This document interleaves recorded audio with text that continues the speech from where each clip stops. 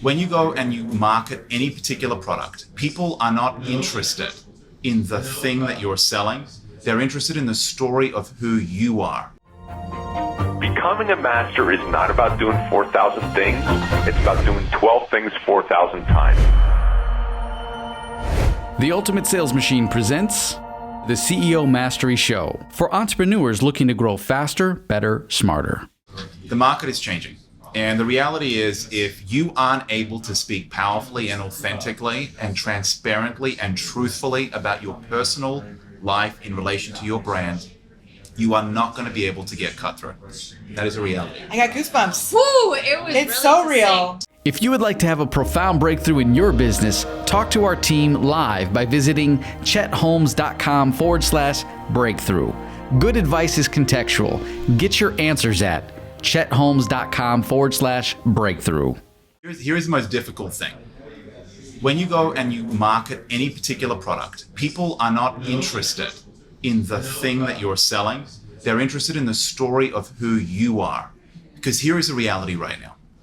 And I'm sure you've felt this right now. Yeah. You relate to the people that you buy from. That is a reason why you buy. And you also do not relate to those brands which come across as inauthentic and disconnected. And that's the state of the union right now in the marketing game, right? It is. And I will say that I think some people are actually afraid to really go into what that takes in order to bring that human self out. And they try to maybe polish it a little bit by saying we're being human, Right. by saying we're being authentic, and I'm going to do a messy camera video or whatever, to try and make it seem more real rather than actually being real. Right. Wow. Can you give an example of that? Yeah, I think it's scary for a lot of people to do something that is just having a normal conversation. And I remember when I was in college as a theater performer, learning when the camera was first invented that I don't remember what it's called, but there's some sort of physical, chemical thing that happens to us when we know there's a camera on. And it's hard for us to let that go in order to show the real us. Right? So if we're doing something, as soon as you put the selfie up or whatever, what happens? Everybody puts their selfie face on.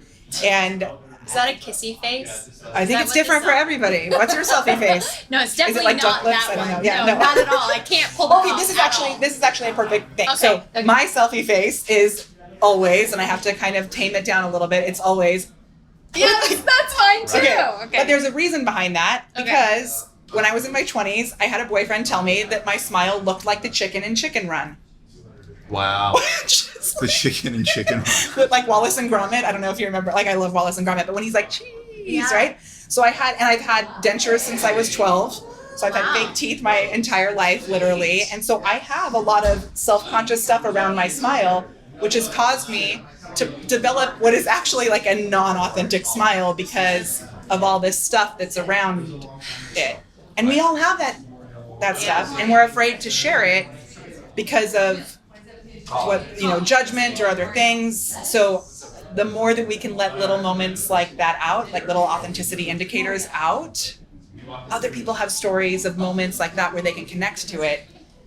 And then what's really cool is when you can figure out where those moments resonate well with your community, they can become these touch points that you come back to that act almost like earworms, right? They stick in and they become that stickiness that keeps your community together, where people think of you when they go to the dentist. I don't know, as simple as that. But I have a piece of market data to clarify this. Yeah. So I do a lot with businesses that don't believe that you should use social to sell. okay. They're like in a little bit more of an older generation, not traffic and conversion style, where they're Right. like, really prove to me why you should do that. So statistically, if a company shares something on their social media page and then a person within that organization shares it, they're 24 times more likely to get that information shared, and they're 7 times more likely to convert that into a sale. Yep. Isn't that great? And to there's know? so then many you stats know. that prove that, actually. And I think that's important to look at because it can seem kind of fluffy.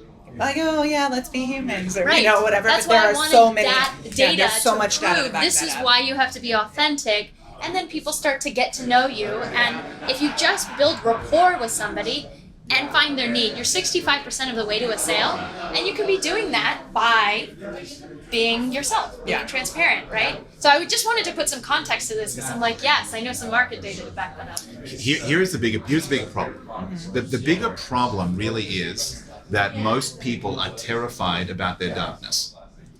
Oh, you went there. You went there. So most people are terrified that their darkness is going to repel their customers. The reality is that your darkness is the thing that binds you with people in a very deep and profound way. Oh, wow. Because the light side of you, who you pretend to be, is largely irrelevant in the marketplace because that's everybody's lie and pretense. Yes.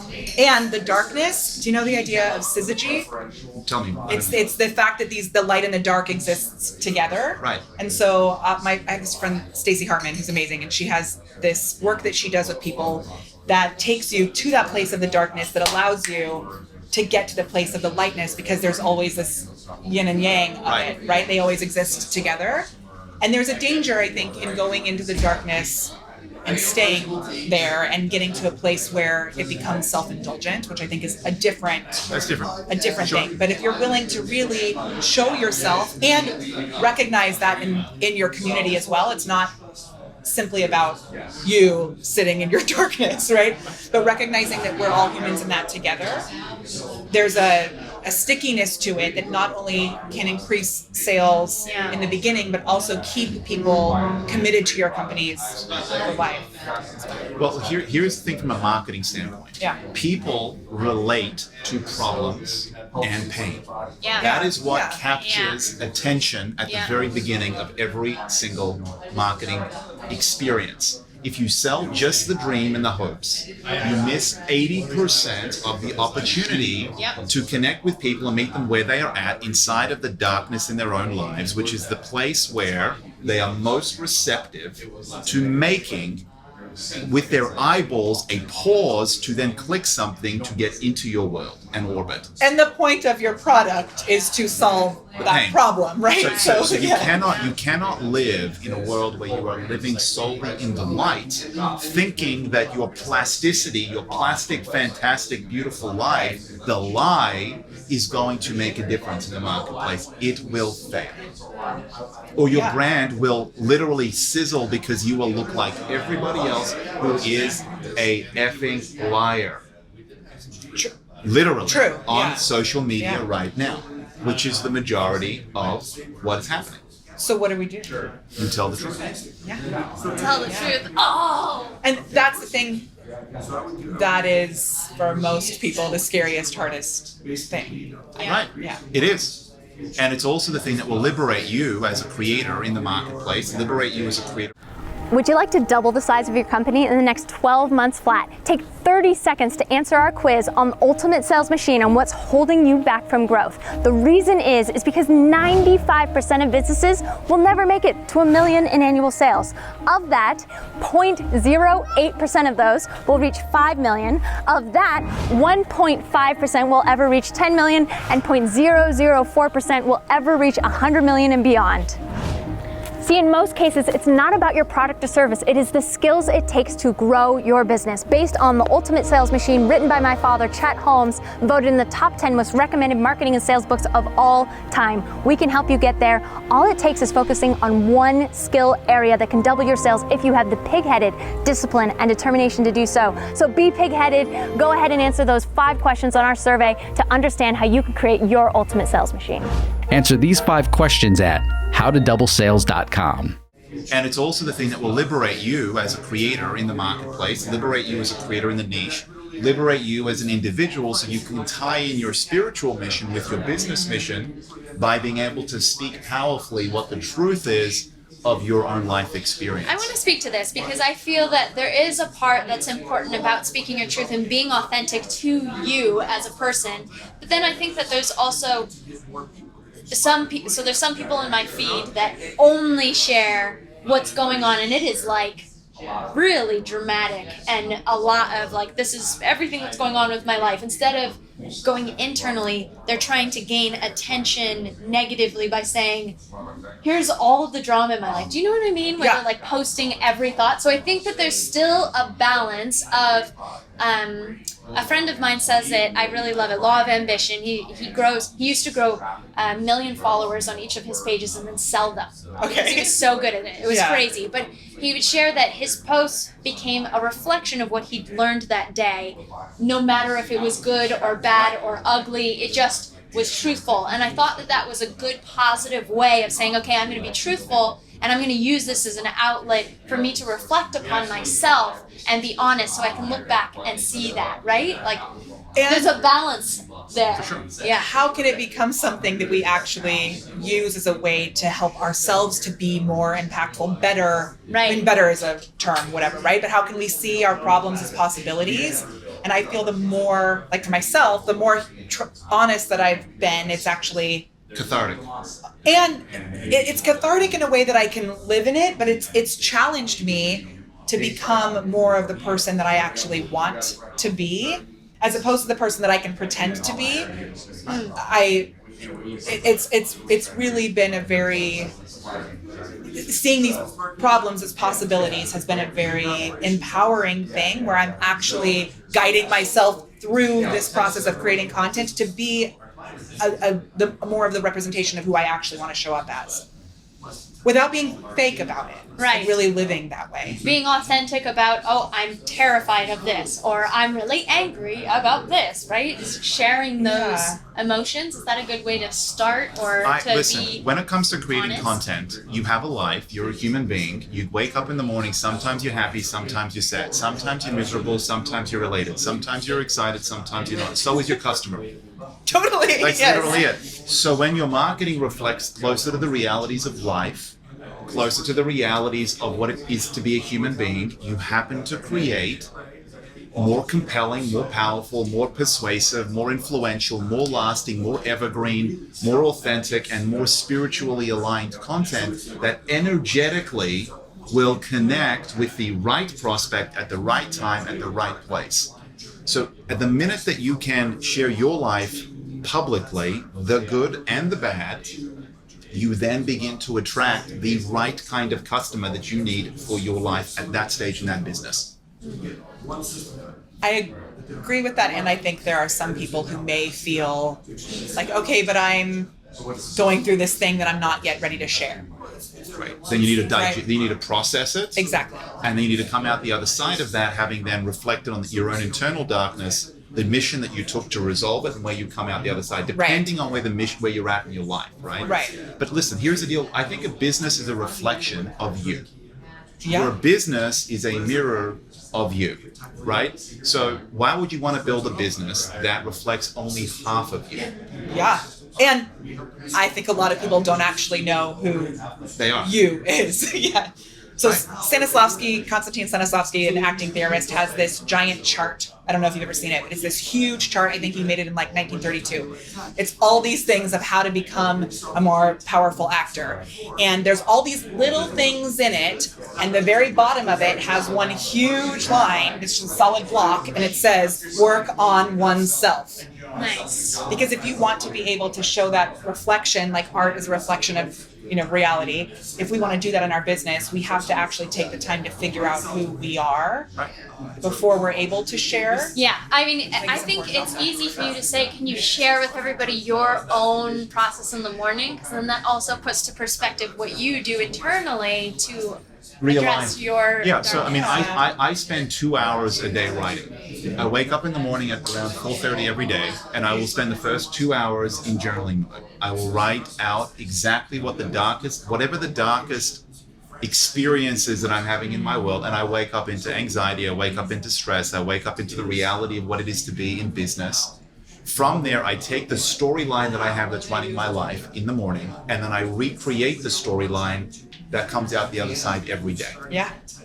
So Do you share that? Yeah, and that's what Yeah. then forms the content that then becomes Love the it. engine that comes out. So that's the frame. So how do we help people who maybe are selling a microphone to I mean, if do you're that. if you're selling a microphone, you're actually not selling the microphone anyway. You're really selling the result Exactly. that they're producing, Right. And how that's either impacted you positively, negatively, the storyline behind the microphone. So, Well, and the darkness that goes into this for most people to use the microphone in the first place. There's a lot of stuff wrapped around that, right? And the changes that we have to go through in the moment before we would even think of why we would need a microphone.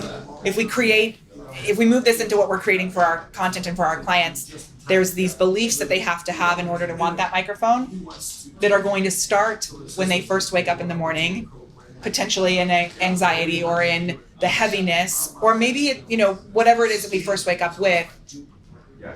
And if you're looking to attract the people that you really want to serve, it probably is going to be a reflection of some sort of where you're coming from, right? And how you can show up with that. So if we take that whole journey from waking up into what we need for the microphone, there's so much nuance in there. And then that can actually be tested in your marketing as well to see where your community gravitates to those pieces of it. I love it. Wow. If you had to give one takeaway for how to utilize content for selling.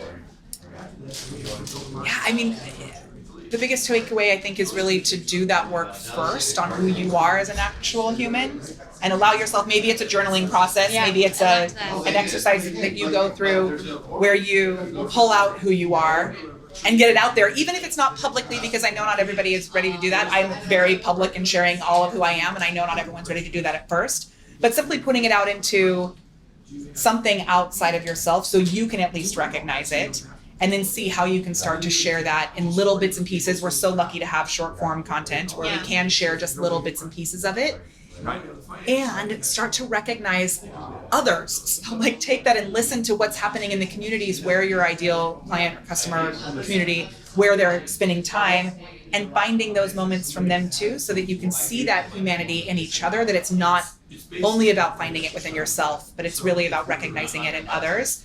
It's a very namaste type of thing, but I think it's important, and it's what we need more than anything right now. Absolutely. You want to share? I think that if you're going to be creating a company, the company needs to be aligned with who you are first and foremost. You are not selling inanimate stuff. You're selling something which is meaningful for you. So getting to know yourself and getting to understand who you are and your brand is more important and more meaningful than whatever it is that you intend to sell. And if you're going to be marketing, you might as well market in a way that has to polarize a vast majority of people out of your world and only leave a tiny minority that are going to be reflective of what it is that you specifically want to serve. Subscribe for more videos. Claim your free Chapter 4 of The Ultimate Sales Machine. This chapter helps you get 9 times more impact from every move you make. Visit ultimatesalesmachine.com. This has been the CEO Mastery Podcast, brought to you by The Ultimate Sales Machine.